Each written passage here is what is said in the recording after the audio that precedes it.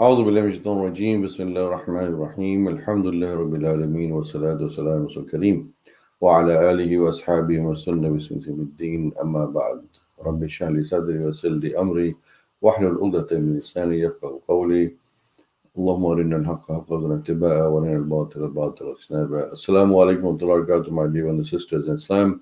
Welcome to our Friday night family halaqa. And tonight our topic is about death, al-maut. It's a topic that very few people like to talk about or listen or learn about. But the reality is that death is inevitable. People are dying all the time, everywhere, and we all have to die one day too. So, in this series, over the next few Fridays, inshallah, we'll be talking about death and then the next stages and steps of death, the different ahadith of Rasulullah SAW that he told us regarding death itself, and the ayats in the Quran that Allah SWT talks about death itself. Wa alaikum assalam to barakatuh, sister. Welcome. So, inshallah, today, the first part of this series on death, what happens after death, we'll be talking about, first of all, the hadith of Rasulullah that emphasizes the importance of remembering death, maut. In the hadith, Rasulullah said that أكثروا ذكر حازم اللذات, specifically. Abu Hurairah reported that the Messenger of Allah, peace and blessings be upon him, said, remember often the destroyer of pleasures, that is death, mentioned in Sunan al-Tirmidhi. So Abu Hurairah is saying, قال رسول الله صلى الله عليه وسلم أكثروا ذكر حازم اللذات يعني الموت. Hazim or means destroyer, a kind of evaporator. Hazim al-lazzat. Lazzat, lazza, it means, literally it means taste, or it means, like pleasures, lusts, desires. And the plural of that is lazzat, from lazza. So Rasulullah is saying, إِذْ أَكْثِرُوا ذِكْرَ هَذِمَ اللَّذَّاتِ, increase abundantly the remembrance of the destroyer of lazat, which is pleasures, attractions. A plethora of meaning can come under this word lazza. Literally lazza means taste. Like, if you taste food on your tongue and you say it's sweet or bitter or sour, that you can tell. So Rasulullah is saying that lazza or lazza to dunya, the dunya has a taste. The dunya has an attraction, an addiction. So Rasulullah is saying, أكثروا ذكر هذم اللذات. Increase the remembrance of the destroyer, destructor, devastator of the pleasures and desires of this dunya. Now, he's not saying this in a negative way. I mean, we are not people who are, who are live in isolation. We're not people who are mystic or ascetic, that we shun the world and, cut away from the dunya. No, we live in this dunya, we live in this world, but we live in such a way that we balance ourselves, moderate ourselves, and control ourselves in such a way that we don't let the dunya become the biggest desire for us. And how can you protect yourself from dunya becoming your biggest focus in life? How can you make sure that dunya doesn't become your primary focus of life, your primary goal in life? Remember, our primary goal in life is Jannah, Akhirah. So the only way we can make sure and focus on Akhirah, the only way we can make sure that dunya doesn't become our biggest desire, is by remembering death. If you just sit down one day, sit down on the couch, sit down on your bed or lie down on your bed and just think about, what if I die today? What if I die now? What if the next moment is my last moment? What if I don't get to say goodbye to my son, my daughter, my wife, my husband? What if the moment I go to the bathroom or somewhere else, go lie on the bed or sit on the couch or something, and that's it, that is the end.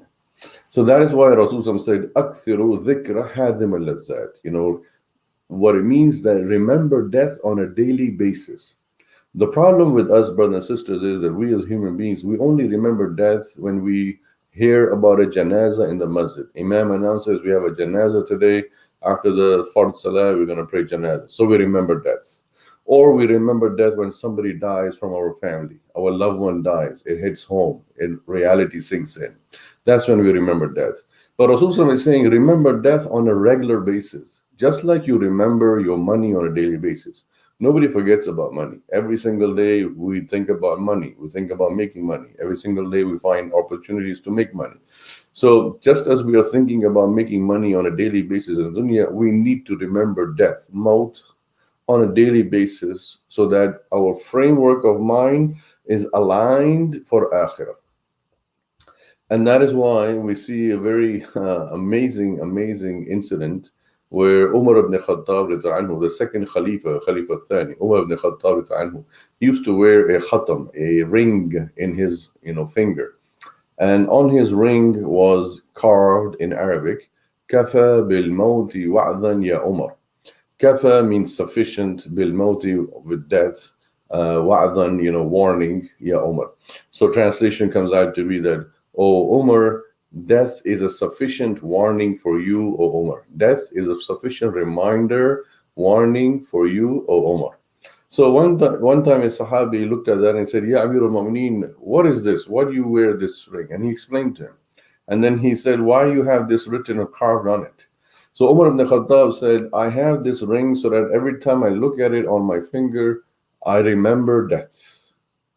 And the person asked why. He said, because death is the destroyer of pleasures and desires and lusts. The other thing is that by remembering death, I keep myself as a Khalifa, as a leader of the whole Ummah. There is potential for corruption, there is potential for injustices, unfairnesses. So whenever I look at that and remember death, I keep myself in balance. I check myself in balance that I don't commit any oppression or injustices, because I will remember death. So I remember that I have to die. So I remember I have to answer to God, answer to Allah. You see, brothers and sisters, why Rasulullah asked us to remember death a lot? Because the first thing you remember when you think about death is Allah. What am I going to tell Allah? What am I going to answer Allah? What if Allah asks me this question? What if Allah asks me that question? How am I going to answer Allah? If we just think about this every day, that what am I going to answer Allah? Believe you me, brothers and sisters, there will be no corruption on earth. No one will be corrupted.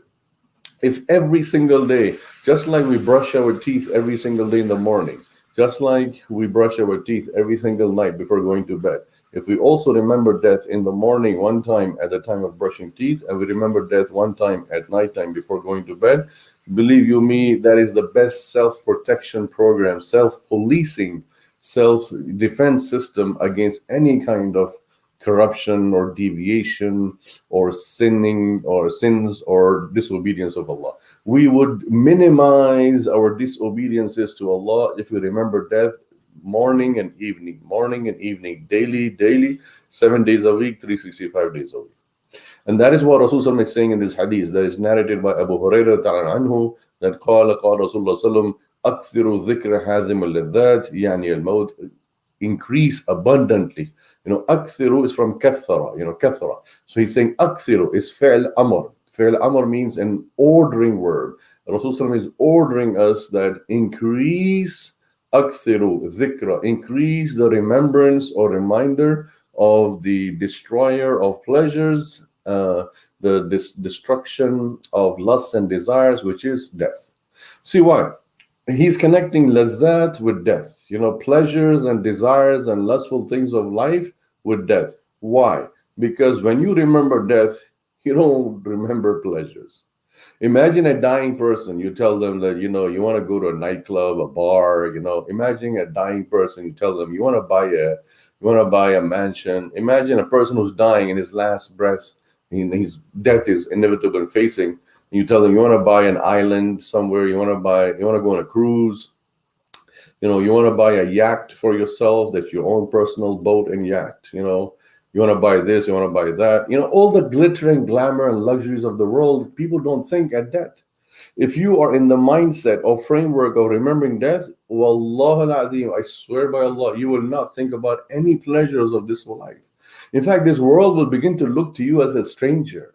Ajib, you'll think like Why do I have this? Why do I have this? Let me sell this. Let me sell that. Why do I have extra clothes? Why do I have extra shoes? Why do I have extra stuff in my house? I'm gonna die tonight. I'm gonna die. I'm not gonna take all this. So the moment you remember death, pleasures and desires and lusts and attractions of this dunya become meaningless. Ask the people in hospitals who are on deathbed, in hospice care, cancer patients, terminally ill patients, patients who doctor have said that now they're just gonna die. Just take them home, take care, aftercare, home care. They just slowly, they're gonna die. Ask those patients, what do you want from this world? Do you want some luxuries? Do you want some desires, some lust? You want to satisfy your desires. You want to satisfy. They're dying. They know they're gonna go in a few months or something.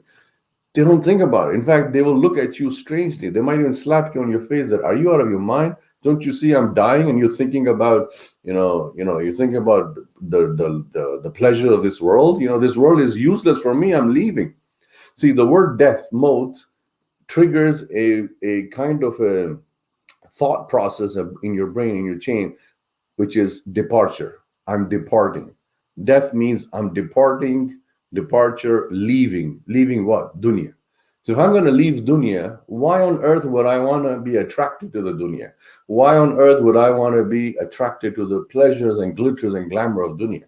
That is the philosophy, that is the wisdom, hikmah behind this hadith for Rasulullah, where he said, أَكْثِرُوا ذِكْرَ هَذِمَ اللَّذَّاتِ. Increase the remembrance of the destroyer of pleasures. Because the moment you remember death, you don't feel like doing any pleasureful thing in this world. You don't want to be on the Bahamas, on a cruise. You don't want to be on your own island, enjoy, because you feel like I'm wasting time. I'm wasting my resources. What if I just die right now while vacationing on the boat in the cruise line? Life is short. So that it breeds in the person a sense of urgency. Time is short, time is running out. I'm going to be leaving this dunya. I better do something for my akhirah. I better prepare for my grave. Which brings us to our next hadith of Rasulullah, where he said that Al-Bara reported that regarding the saying of Allah Almighty, Allah will keep firm. Allah will keep firm those who had faith in the firm word, in the worldly life and in the hereafter. The Prophet, peace and blessings be upon him, said, it is in the grave, and it is said to him, who is your Lord? What is your religion? What is your prophet? Who is your prophet?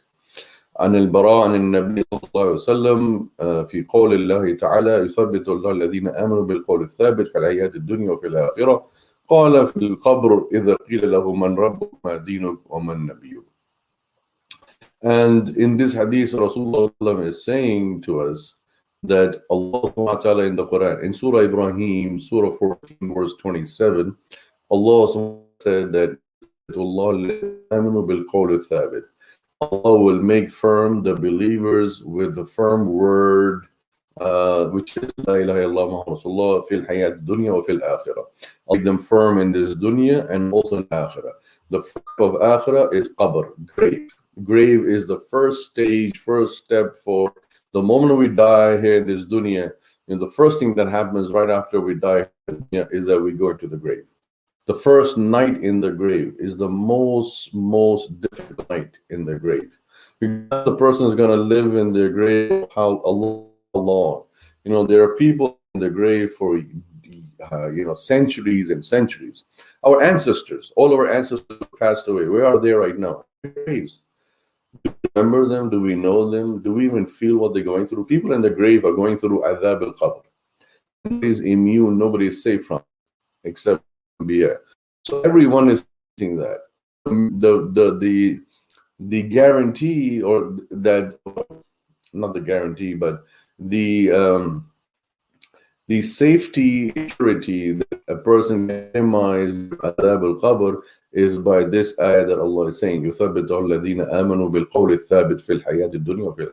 Allah will make the believer firm with the firm word, La ilaha illallah, in the dunya and in the akhirah. While they're alive and going about their chores and errands, and in the akhirah, meaning while they are sleeping in their grave, lying down in their grave, Allah will take these believers and make them firm of the question of the angels. In another hadith, Rasulullah said that when you bury your dead in the grave and you walk away, the angels, Munkar and Nakir, what happens the first night or the first day, you can say first night, first day after we die. The first day after we die and our loved ones had put us in the grave, as soon as they did the janazah and went to the graveyard cemetery and put the sand on our thing, and as soon as they start walking, the angels Munkar and Nakir immediately rush to the grave and begin questioning.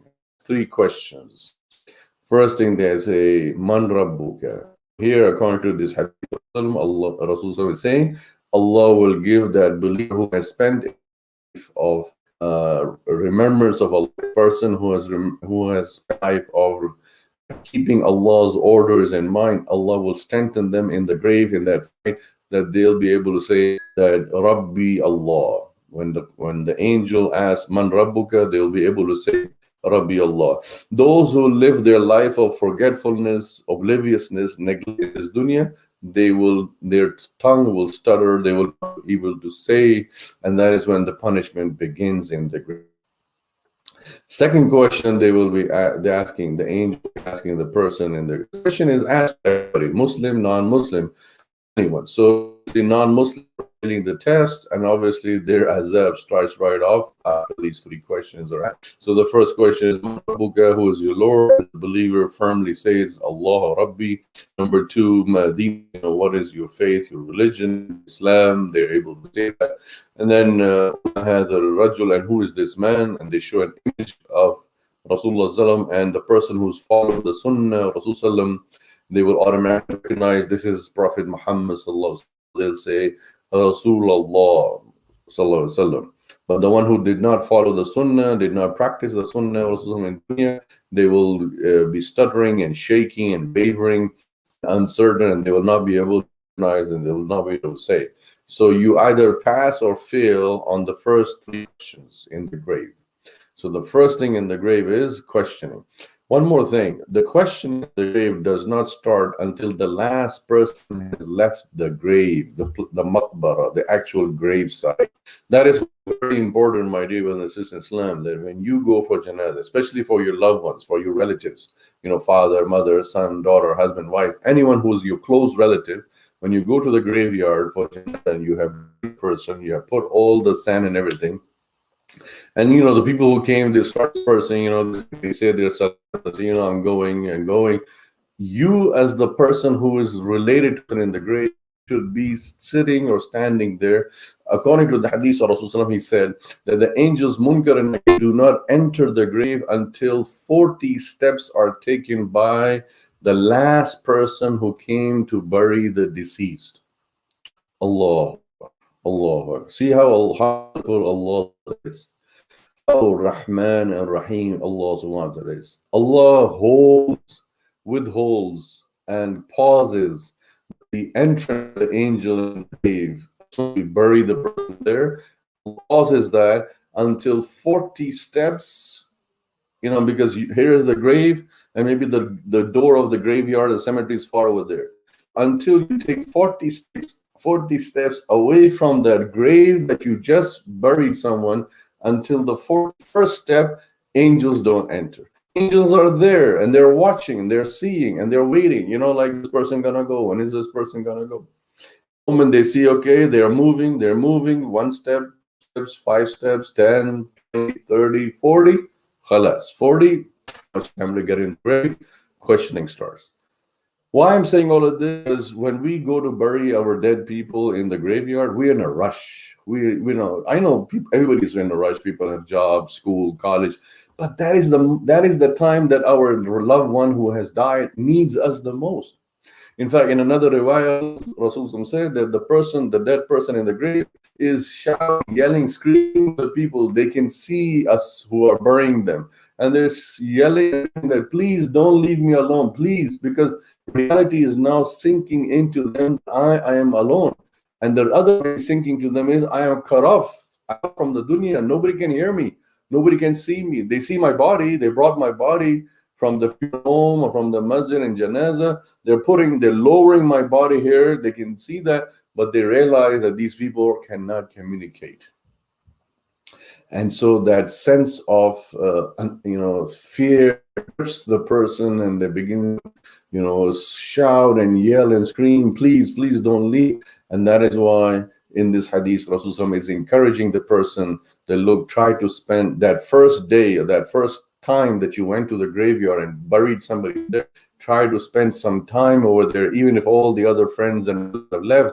But you, the blood relative, the direct connection between that mother or your father or your son or your daughter or your wife or husband, whatever it is, you stay there for some time to give solace, to give calmness to the person, give hope, and also delay the entering of munkar, to halt the questioning by the angels.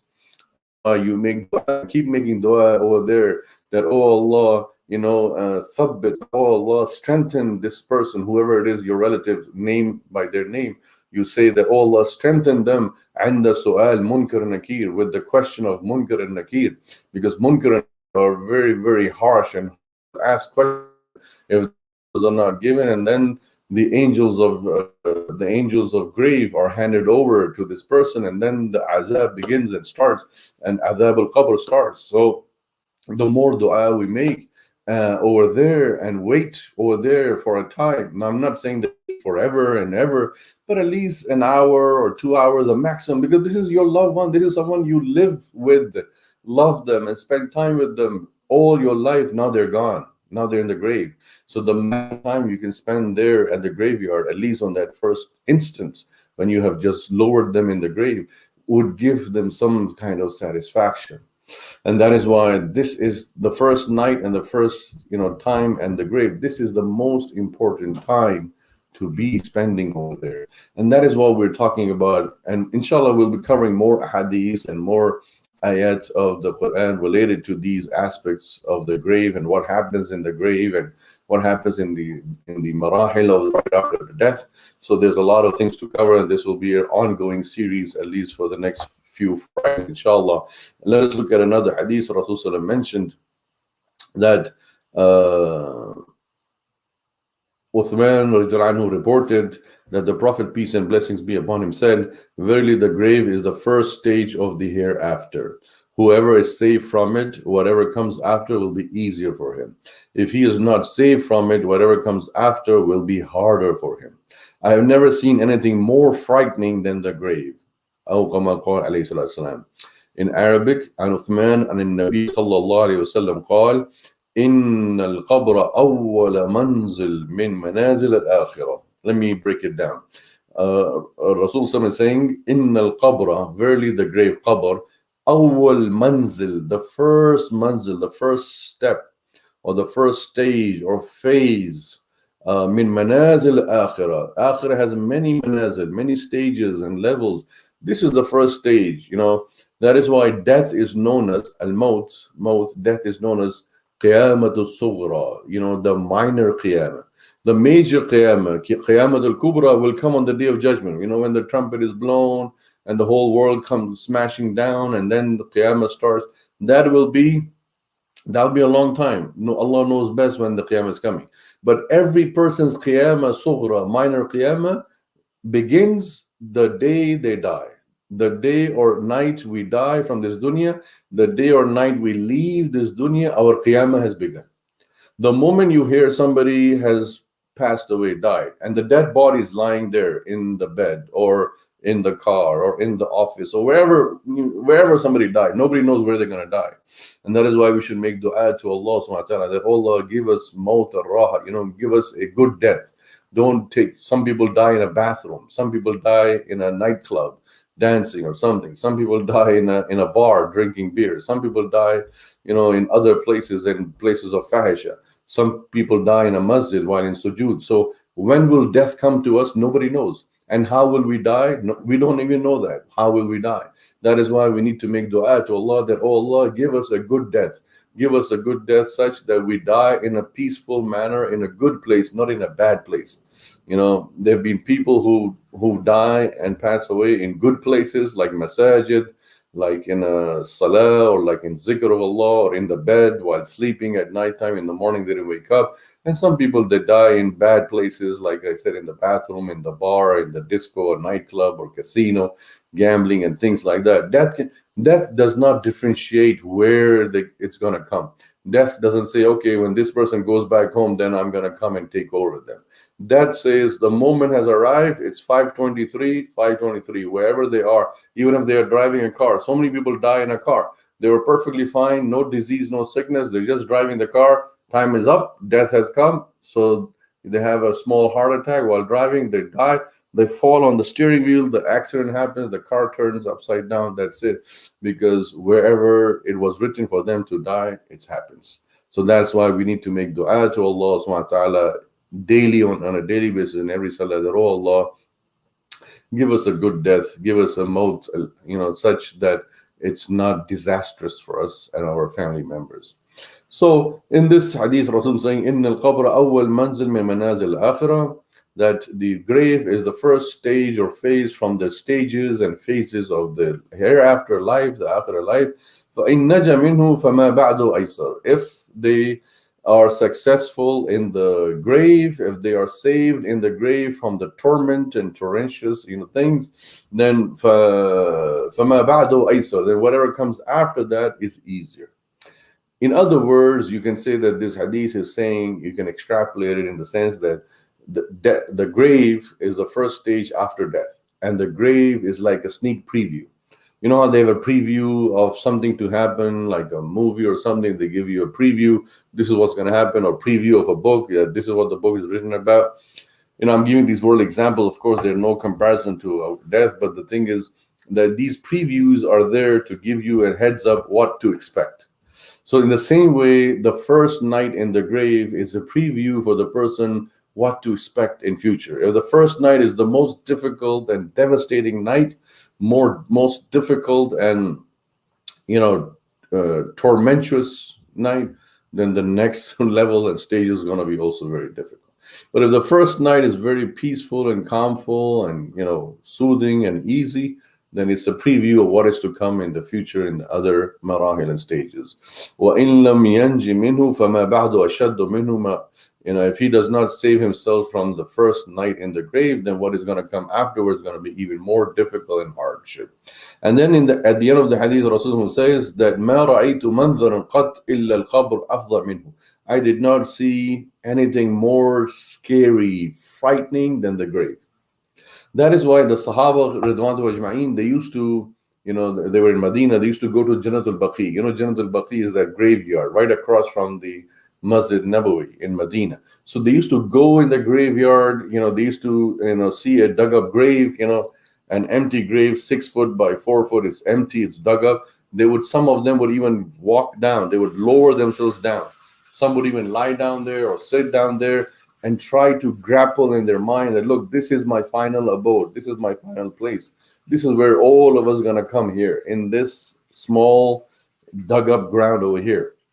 And by sitting over there and lying down over there, you kind of refresh your brain. You hit the reset button that what are my priorities in life? I'm going to come here. I'm going to be in this grave. What is my priority in life? Is my priority in life accumulating money, mal, and wealth, and assets, and buildings, and whatnot? Or is my priority in life that I should do the maximum for akhirah, for my jannah, for my grave?